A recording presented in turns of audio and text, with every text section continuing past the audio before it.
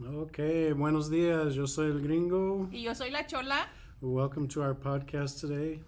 We're super happy to have with us Michael Ray, who is the director of the American Indian Program here at NMSU. So, Michael, thanks for taking time out of your busy schedule. We know you're a busy guy for being with us today, but could you take a few minutes and introduce yourself and kind of tell us a little bit about your upbringing and what brought you here to NMSU? Sure, definitely. So, Guati Hopa Bonjour. My name is Michael Ray. I am from the Pueblo of Laguna. So, Kwaikia Hano, from Laguna people. For any relatives out there, I'm a Big Turkey Little Parrot clan. So, definitely, we have clans that will kind of transcend our Pueblo communities. So I know I have family in Zuni because they're also Turkey clans as well. Okay. So, we go through the process. That's spread out a little bit there, Definitely, isn't it? definitely, yeah. So we often talk about how, those different types of systems will help us when we travel through various tribal communities to say, hey, we're related in some way, even though we may be thousands of miles away. Yeah. Thank you. And keeping that in mind, we also want to do our land acknowledgement and thank and with all the respect that we can possibly offer, for the Pueblos, the Navajos, the Apaches, and all those other tribes that, surround us here in Las Cruces and in NMSU. And now that we're, thinking about that, can you tell us a little bit about your upbringing? Tell us a little bit about your life growing Sure. up. So I was raised primarily by my grandparents. So from probably age 3 on, I've lived on the Laguna Reservation, and that's where they are the ones who took care of me. They're the ones who brought me up and instilled their morals, values, and everything else into me. So when I joke about my colleagues, it's like I was raised by a different generation Oh, okay. of family. So when it comes to some of the things that we've done throughout our lives, I have a different perspective when it comes to that. But grew up in Laguna, in the particular the village of Parahi area, in particular the community of Casablanca. So again, how we all relate with one another when it comes to Yeah. where people are from, it just makes that much more easier to create community. But I went to Parahi Head Start. So growing up, going to Head Start, I know my mom was very much emotional when I was getting on the bus, It's like time to all get- parents do. It's time to let him go. There goes Michael. Yeah, so going to Parahi Head Start was definitely great because it was one of those opportunities where, again, it's the Western education plus there is a cultural fusion, a portion of that, Right. to where we were learning traditional dances and stuff like that way while doing the alphabet numbers and everything else like that. So from there, going to Laguna Elementary through fifth grade, and then Laguna Middle School. So the middle school area, 6, 7, 8, and then Laguna Acoma High School. Wow. So definitely a product of the Pueblo of Laguna education system when it comes to the Bureau of Indian Education, Laguna Department of Education, and the Grants McKinley County school system. I'm sorry, Cibola County school system. So Kind of a conglomerate of things there, huh? yeah, and I know that's one thing we talk about when it comes to our tribal community. Sometimes it's just not one school system Right. that is in there. Sometimes it's the federal when it comes to Bureau of Indian Education, a tribal specific Tribal. school system, and then the county specific school system or town specific school system. So those are one of the things that we come up when it comes to how our different thoughts can be when it comes to some classes have been Influences, right. infused when it comes to culture and tradition and community, where some are regulated by the county on what is available. So when we talk about issues like Yazi Martinez v. State of New Mexico, Oh, yeah. this is some of the things that come up where in some pockets you have a little bit more higher performer versus where in some areas you have a little bit less amount of culture and community that brought into the educational curriculum. Because again, that's how I grew up when it comes to those areas, Right. and that's why I go into my background and my bringing up. But other than that, just a little res kid who grew up riding bikes, going from place to place when it comes to hanging out with friends. Right. But also, my grandmother was a social worker, Oh. and so she got to go to a bunch of conferences, and we started traveling at a very young age. So you got to tag along with her. Yeah. And so- it seems like you had this sense of activism and this sense of justice through your grandmother, seeing her. My grandmother, she was a Ford Scholar, so she went out and gave presentations and stuff as well. My grandfather was a first lieutenant governor of our tribal community, so he went out into various areas. He also spoke on behalf of Washington. He used to work for the Bureau of Indian Affairs a very long time ago. He was supposed to be going to work that day when the offices were stormed by the American Indian movement. Oh, wow. So again, that was one of the parts of our history, is that, you know, he was sick that day, so it's like, okay, good, you know. But that definitely being a part of our family, being a part of our history, was one of those things where we're very aware of the movements that were going on. The other part of me, from the Pueblo of Laguna, but I'm also Red Lake Chippewa. So some of our family being up in Minnesota, we're feeling this feel of oppression when it comes to being rounded up by the Minneapolis Police Department and being thrown into jail for various times. And, you know, part of the genesis of the American Indian movement was a lot of those plains areas, the lakes areas, up in that area, because of the oppression that was happening. Right. So it's been kind of weaved in and out of our family in various areas. I mean, when you think of that distance, but the things that are connected, it kind of brings it all into play, doesn't it? That's Growing really up, we had that upbringing of what our family was a part of, but also we just had that portion of us where and she was very involved in sports. So she was having various games and everything else like that way. So we got to also travel around New Mexico when it comes to seeing all the different places. My grandparents will often remind me of when I wanted to go to Newcomb High School and play football as a young kid, because they had a really nice turf and everything else like that way. When everybody knows Newcomb to Albuquerque, Newcomb is about, I want to say, a little ways north of Gallup, New Mexico. Right. So definitely completely different school district, completely different area. Wow. That's very interesting. And so you mentioned high school was at Laguna Acoma High School. Acoma High School. And then after that, where did you? I know know you've been involved in it, in academics in many different places. So very much an academic mutt, is what I'll say. You know. New Mexico State University grants was where I first started doing dual enrollment, and I kind of joke about that when I was doing dual enrollment before it was cool or before it was mandatory. But also DeVry Institute of Technology out in Phoenix, Arizona, Southwestern Indian Polytechnical Institute in Albuquerque, New Mexico. Down here for a little bit at New Mexico State University, Las Cruces, and then to University of Pennsylvania in Philadelphia, Pennsylvania, and then back to New Mexico State University. Nice. So I got to go through the whole gamut of for-profit, community college, tribal college, public and private university. So that's where I get to talk to students a lot when it comes to. You've seen it all, yeah. Well, the exception of theological seminary or some of the trade schools that can definitely be amazing, because I often joke my degrees in economics will not help me out when it comes to real economics. Doing plumbing or electrical or definitely. I think we're all in that boat, right? Those things we learn just on the fly or actually going to trade schools as well. I want to backtrack a little bit on your question on the fact that you had to leave to go to college.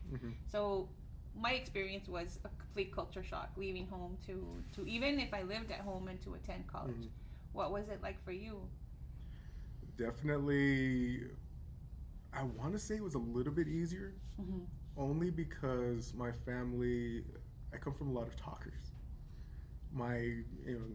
If you've been around me for a little bit of time, you'll know I will talk your ear off.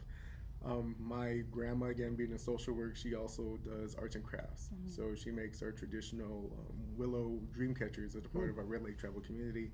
Plus she does ceramics and stuff like that way. But when we go to arts and crafts fairs, she'll talk with her friends that she knows, she'll talk with other people. But just being also a social worker in the community, she was known for various things. So when we go out to the supermarket, she'd be talking to somebody for about 5-10 minutes. And so was my grandpa.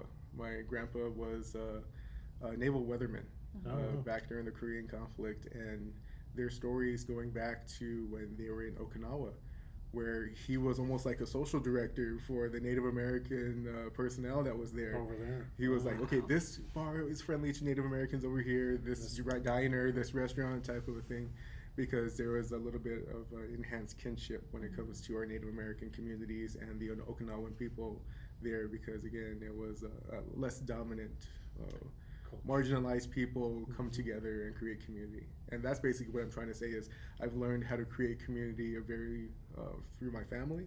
So when going to Phoenix, finding people who I could be community with was a little bit easier. But I will definitely say living in Pennsylvania, one of the things that culture shock for me was being outside of New Mexico, outside of the Southwest It's area, a long ways away. it's you don't have to wear sunglasses because you're always in the shadow of a building. Not being able to see the horizon line, not being able to see certain geographical features that can help you coordinate, okay, what direction am I in? Where am I going? So those are some of the things, but Kind of the physical awareness, Mhm. right? So, yeah. But luckily, luckily, but there was 8 Native Americans on campus at that time. So one of the things we did is we came together and bonded as much as possible, which I definitely go back when I talk about my career.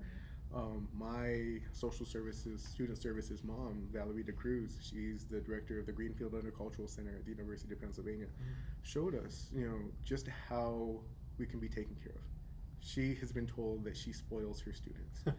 I now have been told that I spoil You our spoil- students Mhm. because, again, we want them to come together to a reformed community and not necessarily just of their own, but how students can work within each other's. Because there was 8 Native American students when it comes to that particular time period.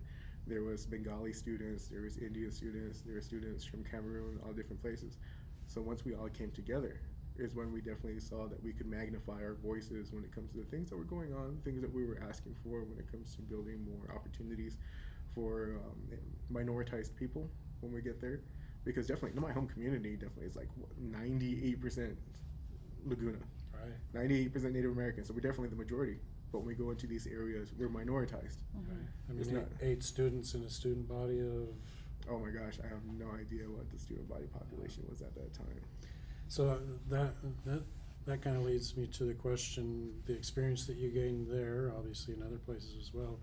What does that help you, or how does that help you to set goals for what you want to accomplish here with Native American or American Indian program Yeah. at NMSU? Yeah, so some of the things when it comes to the goals, definitely want to help out when it comes to lowering some of the systemic barriers that we have here at New Mexico State University. Sometimes our students are waiting for an extremely long time when it comes to getting financial needs analysis that gets to sent back to their tribe, that helps when it comes to those tribal specific scholarships. Right. And my question is, okay, Why? what is going on and how can we help? Right. Because definitely I'm a very much solutions oriented individual when it comes to where can we help out and create this solution. So we definitely talking with financial aid is what we usually do. We'll talk with the registrar's office when it comes to particular areas. And one of the things we recently had done when it comes to, at least in the registrar's office and utilizing their services, is like we were talking about earlier, our non-federally recognized tribal communities that are here in the area. We recently had worked with the registrar's office to have a Tortugas Pueblo designation for students. So whenever they apply, whenever they admit, when they talk to their advisor, they can definitely put on there that they are Tortugas Pueblo and not necessarily mix with the federally recognized tribal communities that needs to be reported to the Department of Education.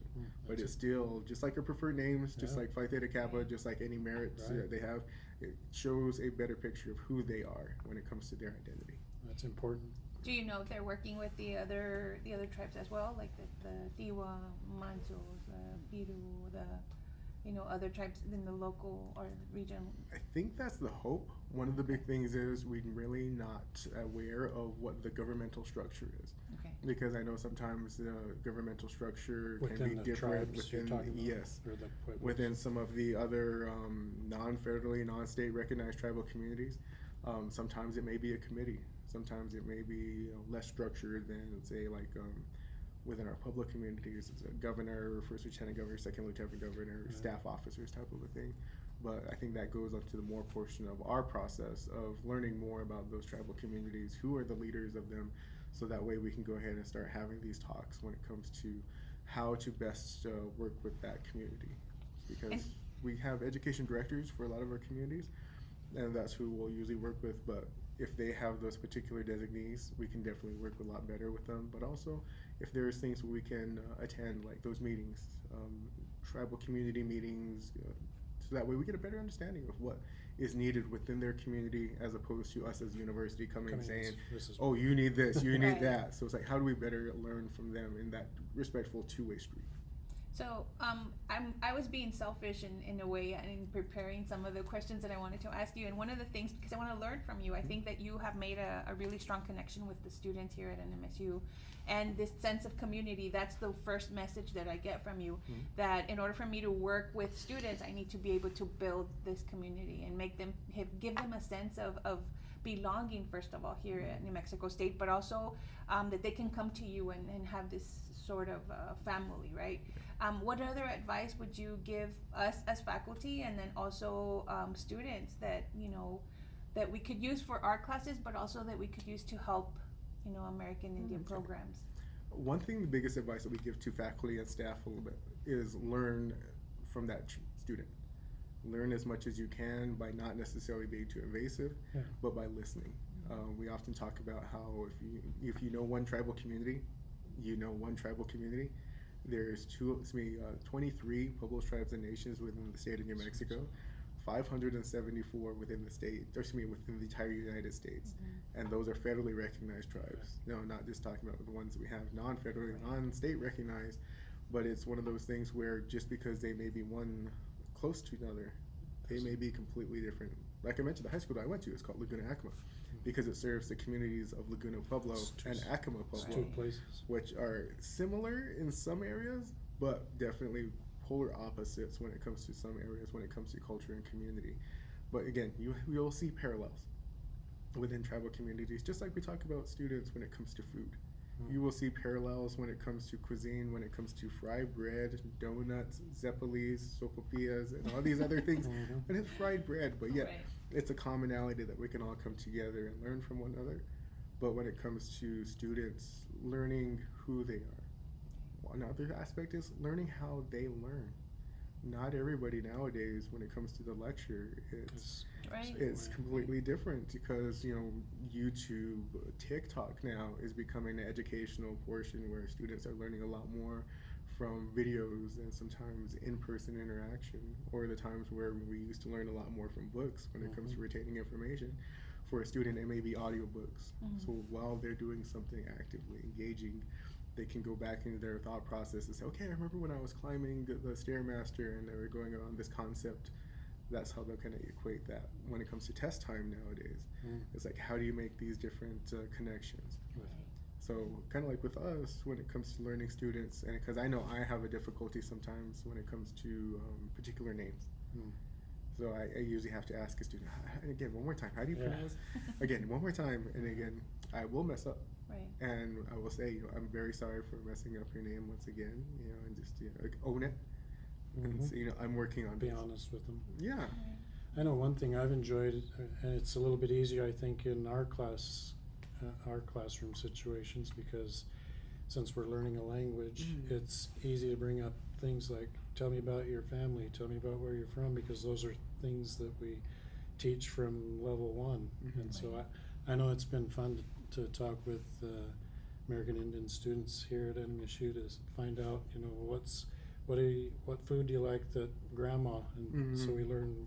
I'll have them pronounce. I can't pronounce any of the words in the languages, but I'll say, "Como se dice abuela" in your language, and they share it. And I think at least our language classrooms are a great place to build more of a sense of belonging, because we're kind of breaking down some barriers in a common way to, we're learning Spanish together, but I know you have a different language, I have a different language, and so, like you said, we're teaching each other, so we learn from them. So. And even when it goes back to our culture and traditions when it comes to each of these pueblos and tribal communities sometimes have their own languages, but there were some common languages that people spoke, so that way they could trade and can commerce with one another.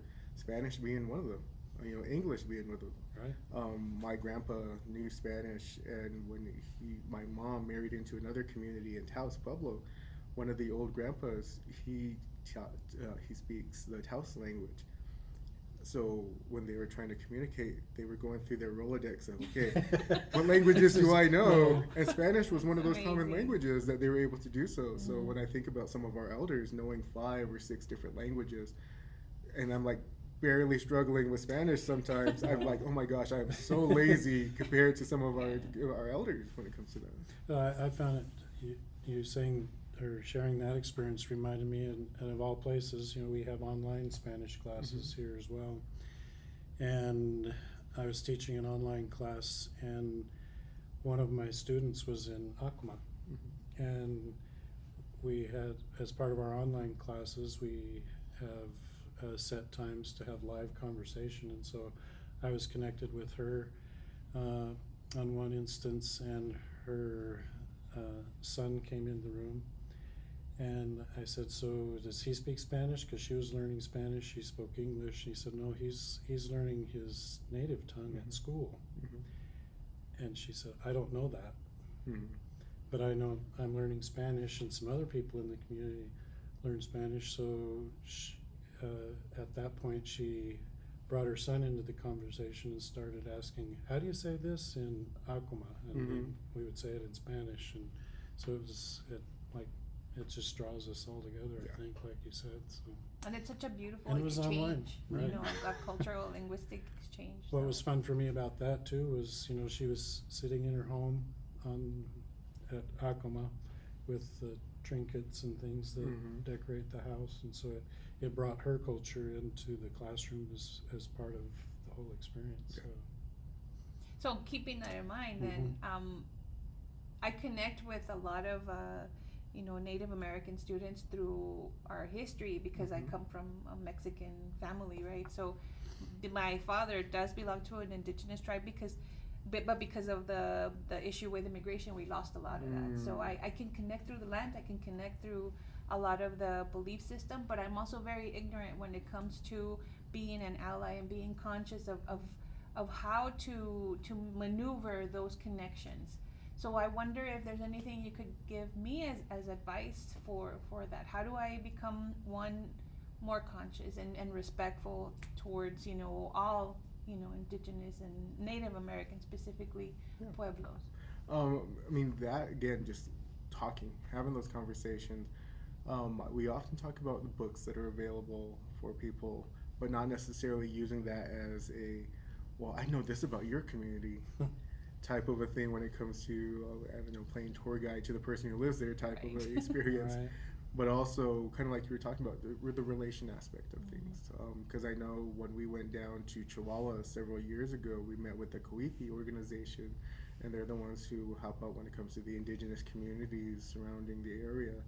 And because, again, Mexico does not recognize the indigenous communities, kind of similar to the way the United States recognizes our Native American communities here in the United States.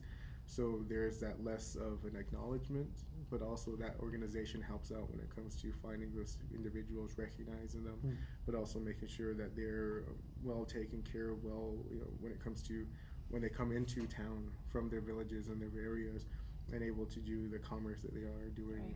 But also being respected as well, because sometimes they're not as respected when it comes to entering in contracts. We knew that the copper mining industry that is near there is very similar to some of the things that was happening in our tribal communities in the 60s, 70s, and 80s. Right. So to see those parallels that are still happening, it makes us wonder, is like, how can some of our tribal communities here to have built that relationship with that resource could help out when it comes to some of the things that are going down just several hundred miles down the road, just several hundred miles down the road, where it's still happening nowadays. Right. But also when it comes to, at least I've been talking about, when it comes to marginalized people around the world, unfortunately, oppression knows oppression when it comes to how we can relate to being under some sort of particular governmental control, whatever it might be, and how we have that ability to talk with one another when it comes to how our life experiences have been dictated by that. So just being able to relate with somebody can definitely help out and be able to open up that world of, okay, yeah, we had something like this way, but also like, how did that affect your community? Because definitely you'll have people start talking about their grandparents, they'll be talking about their aunties, uncles, and that just opens up this world of who they are as a unique individual. Okay. Because again, sometimes there may be some people who are very non-traditional, all the way to there who are very traditional and living in the same community. Just like I talked about when it comes to communities, are not exactly the same, even though they lived right one another. Right. Two people who are neighbors who live right next to one another are not going to have the exact same life and lifestyles and experiences just because, again, geographic location. Yeah, so. And I think that's been the hard part for me because I've had to push boundaries because, you know, we do have a very westernized education system, and in that sense, I've started to do that, but I think I need to push beyond that and make sure that I'm able to connect at that level. So thank you for that advice. And I mean, that's what we talk about with allyship as well, being in the students' areas. Because I know when we have, like I was talking earlier, when it comes to students, they're saying, "Where's Mike? Where's?" And they have to say, "Oh, he's at the conference. He's at the meeting." Where is he ever on campus? So they actively look for us when it comes to their social meetings, when it comes to their events and everything. So I know that's something we've often talked about when it comes to engaging with faculty and staff, letting them know you're always welcome to come to any of the events that we have, because sometimes a student will say, "Yeah, I saw my instructor at our event." It humanizes and them. then, yeah, no, because we had this one student a while back ago. They were in the College of Ag, and they historically raising their hands for asking questions. And one day they said their name, and they came back to us and said, "My professor knows my name. I don't know what I think about that yet." And they went to a conference where they met with other Native American students from other colleges and universities, and be able to hear, "Oh, you're just a number. Oh, you're just a person in the sea of other people." So when they came back from that, they're like, "No, I'm really glad that my professor knows my name now," because they felt that was more of a connection.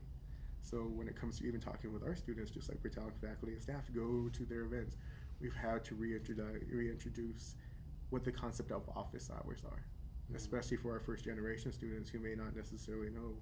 They may know that, oh, that's the time where the professor's in their office and they don't want anybody to bother them. Like, no, it's contrary. They want you to come on in. Right. They want you to engage with them as much as possible, so that way they get that opportunity to humanize professor. And now after COVID, that's probably a little bit even a harder step to, because I know that used to be a common thing before COVID. We'd have people in our offices all the time and encourage it, but after it hasn't been so. And it's become hard to get them to come back. Yes. Because it's a different generation. So this question's a little bit different. It's kind of going back to statistics and things like that, but I'm going to be honest, and I didn't look at it before on any information at NMSU, but how many American Indian students do we have on campus at NMSU? And that is a very interesting question. And again, I very much talk about this a lot when it comes to some of the meetings that I go to. So on paper, there is about 850 some students who identify as American Indian on campus. And you would only know that if they did that as part of their application process? Okay. Self-identifying. Right. But that's split up into 3 different sections. Okay. So the first section, which roughly has like around, I want to say 250 some, are those students who have only identified as American Indian and Alaskan Native. Okay. We then have a next group those students who have identified as American Indian and Alaskan Native plus Hispanic. Okay. Because as we know, through the federal census, anything that is designated as Hispanic is only counted as Hispanic. Right.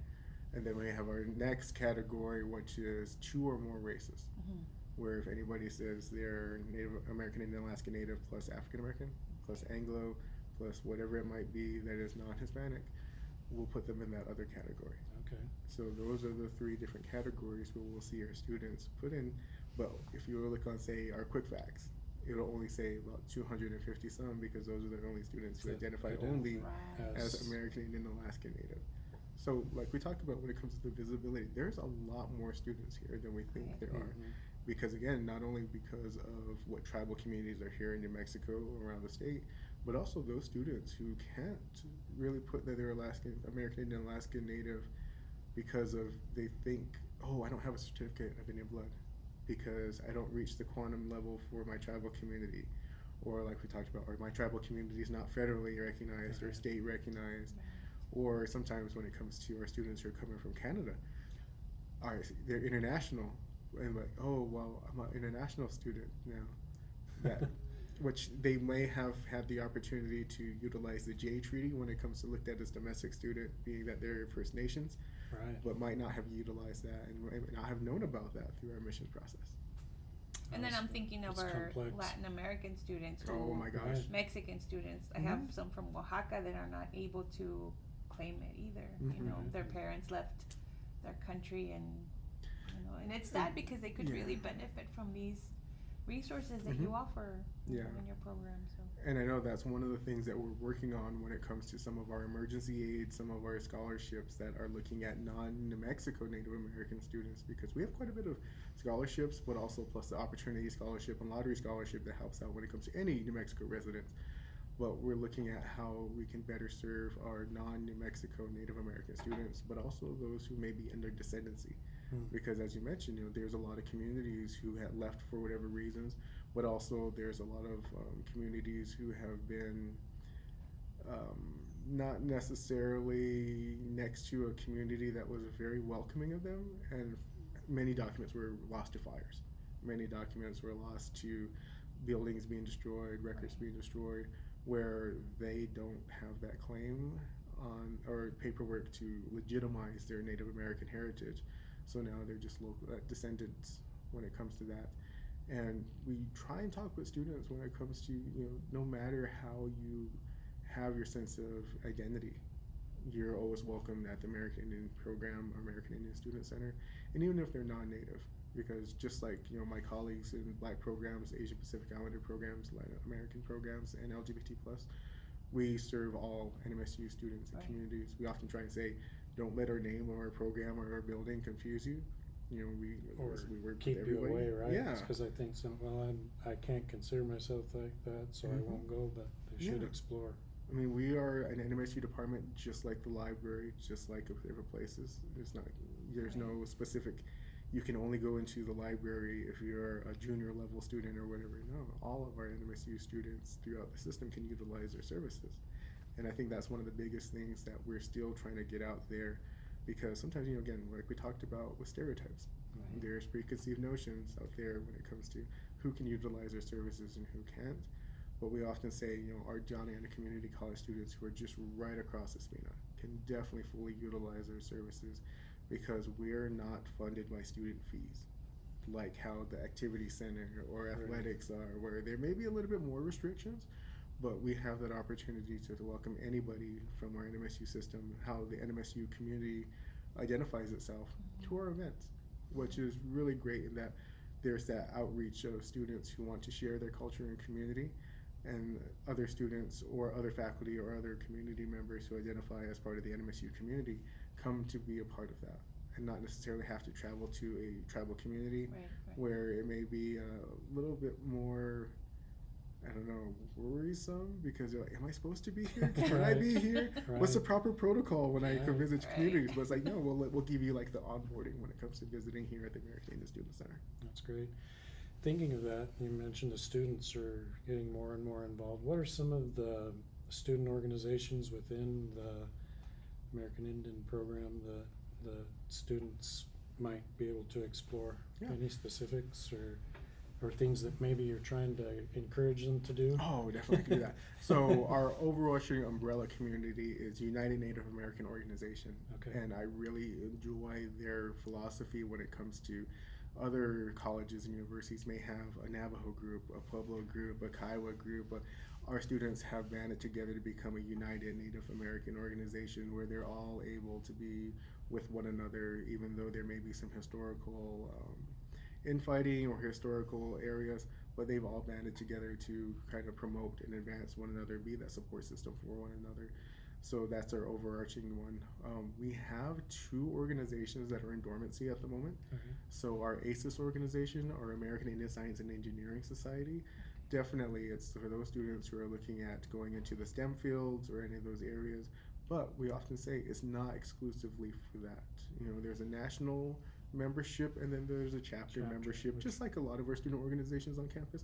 So if a student wants to be a part of the chapter membership, they can definitely do so and help support, create that sense of community, create that, because sometimes we have students who are, say, maybe in business, and It maybe not be in the information sciences or some of the areas, but they really want to blend the line between maybe marketing and engineering, or marketing and I think STEM H when it comes to the health sciences portion of it, and how they're wanting to be alongside and see if they can bring those together in their college years as opposed to looking at after in their professional years. Our next one is our Native American Business Student Association, and that's again in dormancy at the moment. But for those students, like as I mentioned, who are in business areas, who want to advance that, maybe through entrepreneurship, but also support other students who are in other fields, like engineering, as I mentioned just a while ago, computer science, who want to go into that entrepreneurial route, can have some students to help support one of them when it comes to that. They're affiliated with the ABLE, American Indian Business Leaders Association, and they have national conferences where one of them is a business plan competition. So we've had students who have competed at that before, and definitely this is where they have that synthesis of majors coming together to support one another. All right. So are they dormant because of lack of student interest, or that, and we're still dealing with the difficulties like we were talking about earlier, coming back from COVID, coming back from lockdown, because we still see that there's some students who are like, I don't know if I want to be around a whole bunch of people, but also we still have a lot of classes that are completely online. So when I have a student, sometime will be completely online, but they're here in Las Cruces, and they've grown accustomed to maybe, I'm going to get a part-time job, or I'm going to go do something else with this time because it's a little bit more involved in other things. Yes. So. But our new organization that we're partnering with Latin American programs, the College of Arts and Sciences, is SACNAS. So Society for the Advancement of Chicanos and Hispanics and Native Americans in Science. Okay. So this is definitely one where we like to definitely try and blend the cultures, but also when it comes to that, helping one another's out, when it comes to advancing each other's with our academic works.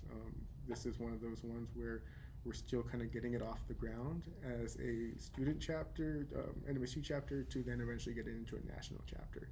Great. But definitely these are those areas where students can be a part of that sense of community and pretty much build that community. Mm-hmm. So keeping that also in mind, I want to give this opportunity for you to tell us a little bit of what you want to accomplish with the American Indian programs, but also with your own objectives or goals. Okay. Definitely for the American Indian program, we just want it to be a place where students feel they have a sense of belonging that they would have at home. Because I know some of our students will be waiting for that 3-day weekend. They'll be waiting for that long break that we're going to be having coming up just to go back home.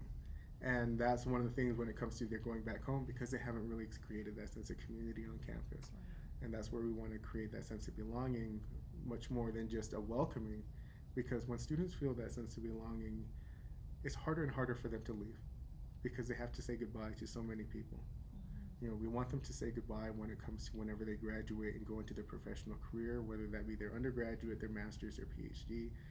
And we know sometimes even that is difficult because they've grown accustomed to being here at the university. But we often talk about when parents bring their students, we ask parents, are you ready? Are you ready to let them be a student? Mm-hmm. Because we have some times where parents will be calling them every weekend. Hey, come home, we need to watch after the family, or hey, come home, we need this going on. Ceremonial dances are going on, or social dances are coming on, and we try and let the parents know, if you can let them, please let them be a student for the next however many years. We often tell students, we don't want you to live here. We don't, within certain respects, we want you here for 4 years. We want you here for 6 years, 7 years, however many degrees you want to get from us. And then go back into the community if that's your next portion of it.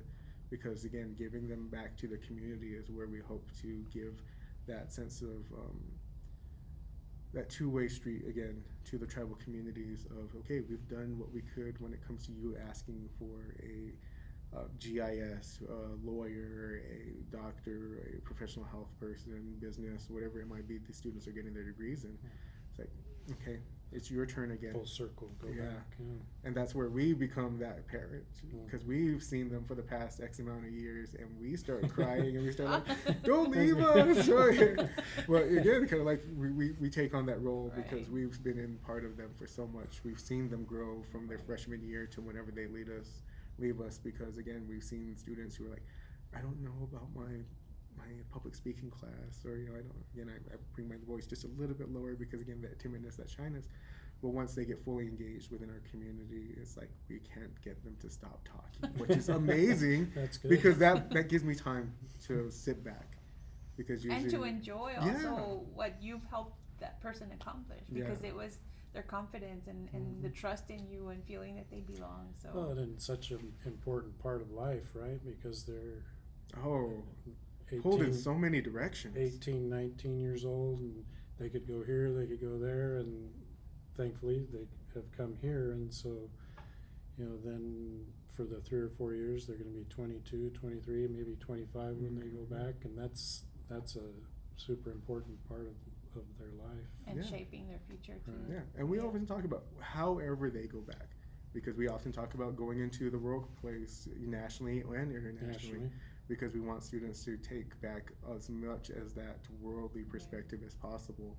Because when they go back into their tribal communities, they're not just engaging with other tribal communities, they're working with county government, state government, local city government, national and international governments themselves. So that way it brings that kind of experience back into our tribal communities. Again, making sure that it evolves and it continues to grow, because if we still did things the way we did 100 years ago, we would definitely be in a very difficult situation when it comes to people coming in, fortunately taking advantage of our tribal communities. Well, and I think also what students offer when they go out, not to the world experience and then go back. It's kind of like what we talk with our students about when we study abroad, and you and I had that experience in Costa Rica when we tell students, okay, you're going to get some stuff from the family that you're living with, but you're also giving them a view that they wouldn't have had. And so as our Native American students go out, they're also representing something that many people might not have the opportunity to see ever. Yep. Yep. And so I think always the two-way street can take. Definitely. That's a great perspective. Thanks, And Michael. we often talk about that when it comes to our students who want to go back home. Because sometimes, within our tribal communities, you'll have students who never left, by virtue of whatever it might be. And sometimes it's the always, I wish I could live in Albuquerque. I wish I could live in Denver. I wish I could live in Phoenix. And for all of us that are out, sometimes it's, I wish I could live back home. You really get a big appreciation of your community and just what it has when sometimes you leave the community for a while. Like when you mentioned earlier, when you used the words when you left the community, I've always really put that internally. It's like I've never left the community. I go back home constantly, and it's always there, a part of me. So when it comes to that, there was no ties that were severed or cut. It's just one of those things where we want to make sure that we have that ability to always be connected, because our community is always with us wherever we go.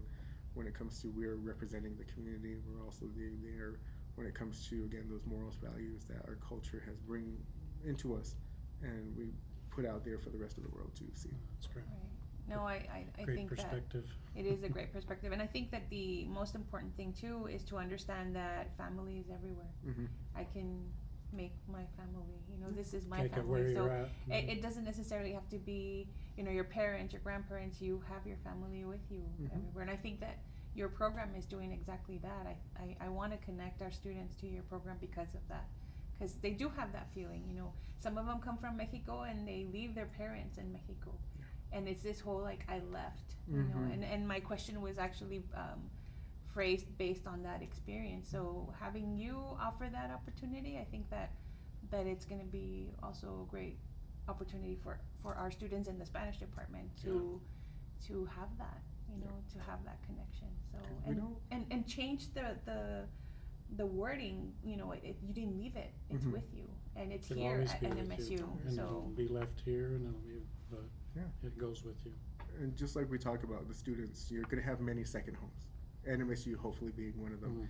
At some point you're going to leave us and you're going to be remembering these times. So when it comes homecoming, you're like, I just so miss NMSU. I miss the Las Cruces area. But like we said, for us who have been here for quite some time, it's like, yeah, it's still here.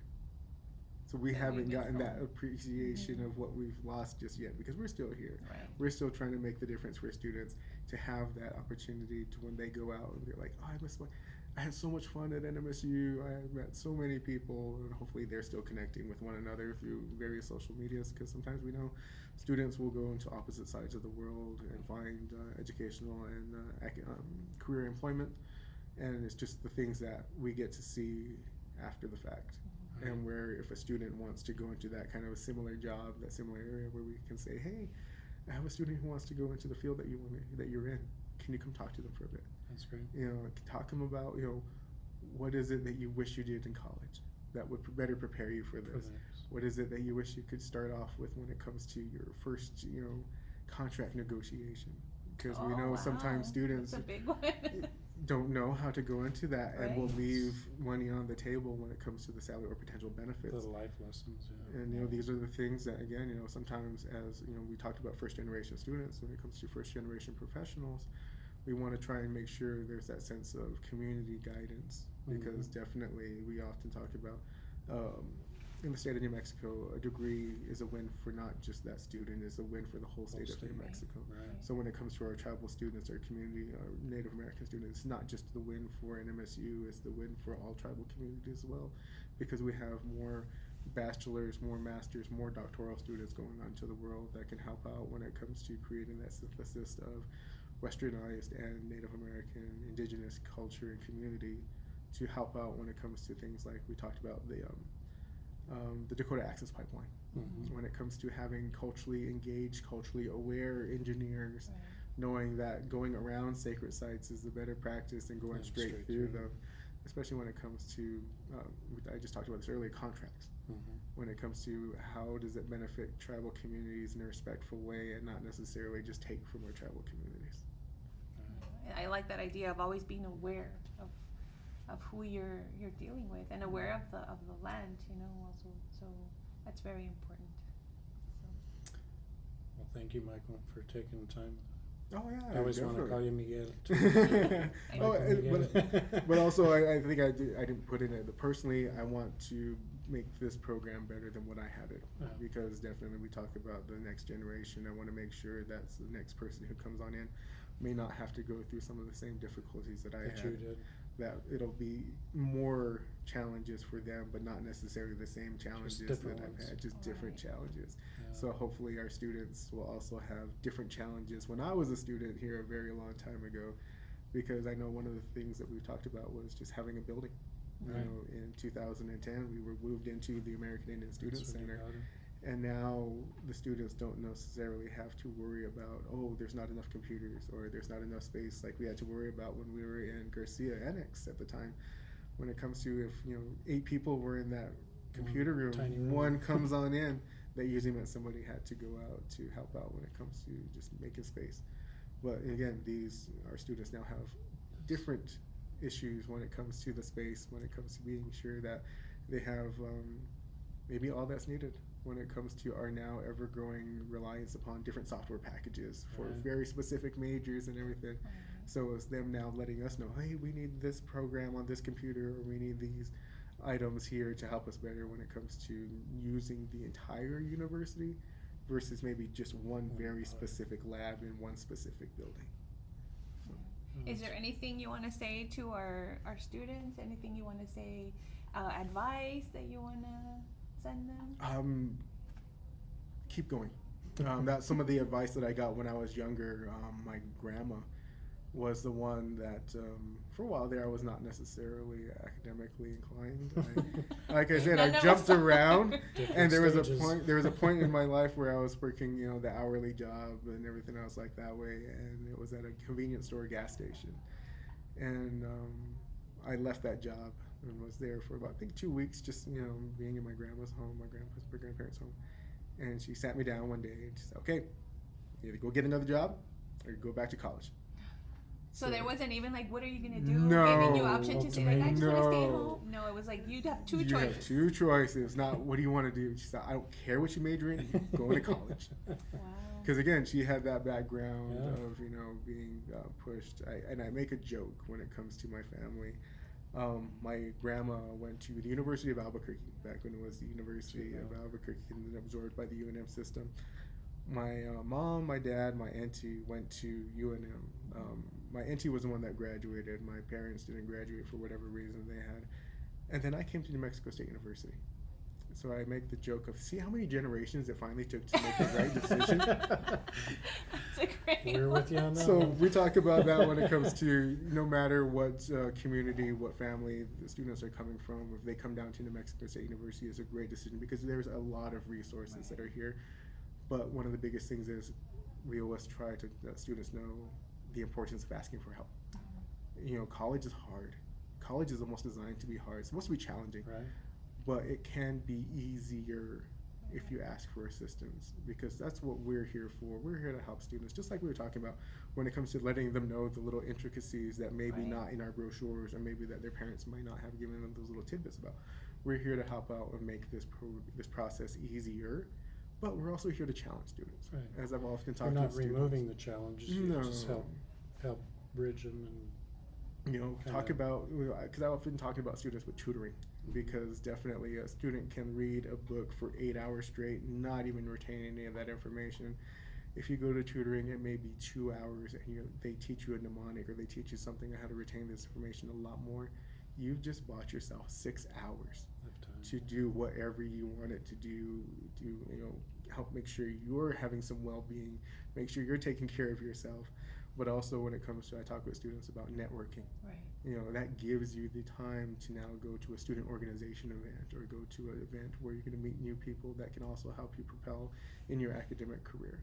So we often want to make sure that students are challenged, as I mentioned. So we say, if you're not challenged, let's go talk to the Honors College. Right. You know, let's get you a part of some research program. Let's go make you a part of some experience that you might not have had access to as a regular student. But now that you're an Honors College student, you can be a part of research projects. You maybe have a lot more support when it comes to finding a research topic and going through this. That is So true. we often talk about, it doesn't have to be hard, but if you feel that it's not hard, or if you want to challenge yourself a little bit more, let us know, because we would definitely be there to help out.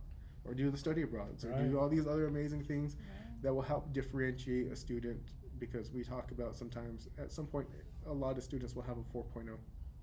The things that they did when they weren't supposed to be going to class is what differentiates those students, by doing study abroad, by national student exchange, any other different awesome, Research amazing research project, projects that students are internships, able to yeah. do. We want to make sure students have that ability to be a part of that, so that way it gives them that more competitive edge when they do get that opportunity to advance themselves. That's awesome. Great. Well, again, Michael, thank you. We're gonna put information in the video description about how to get in contact with the American Indian Program Center here at NMSU. And again, Michael, thanks for sharing with us all of Sure. these experiences.